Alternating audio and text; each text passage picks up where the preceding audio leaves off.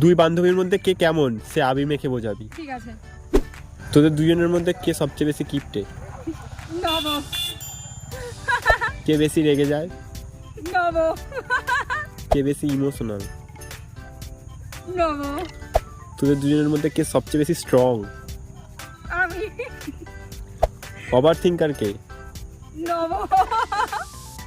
কে বেশি ঘুরতে পছন্দ করে? আমি।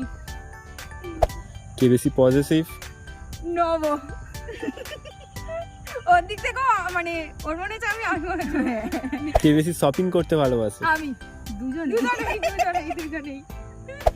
কে বেশি গান শোনে? নব। আমি গান শুনি না। সত্যি আমি গান শুনি না। কে বেশি দায়িত্ববান? আমি। কে বেশি খেতে পছন্দ করে? আমি। কে বেশি ঘুমাতে পছন্দ করে? নব। কে বেশি সাজতে ভালোবাসে? আমি। লাস্ট তোদের দুজনের মধ্যে একটা স্পেশাল কোশ্চেন আছে। তোদের দুজনের মধ্যে কে আগে বিয়ে করবে?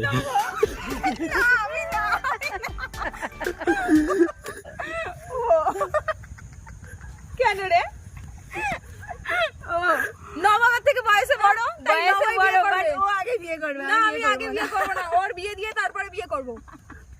আমি বিয়েই করব না। ওকে একটা বয়ফ্রেন্ড খুঁজে বিয়েই দিই, করবো না। ওরা ওকে একটা বর জোগাড় করে দিই, তারপরে তারপরে আমি বিয়ে করব। আমার তো দায়িত্ব, বন্ধু হিসেবে আমার বান্ধবী হিসেবে আমার গুরুত্বপূর্ণ দায়িত্ব নবর একটা বয়ফ্রেন্ড খুঁজে দেওয়া, নবর একটা জীবন সঙ্গী খুঁজে দেওয়া, আর নবর সঠিক মানুষের সাথে বিয়ে দেওয়া, তারপর তো বান্ধবী হিসেবে। নাহলে আমি বিয়ে করে নেবো, আমি সুখে থাকবো, আর ও কি ভ্যানটা বাজবে? তারপরে ও বলবে তুইও বিয়ে করে নিলি তনু।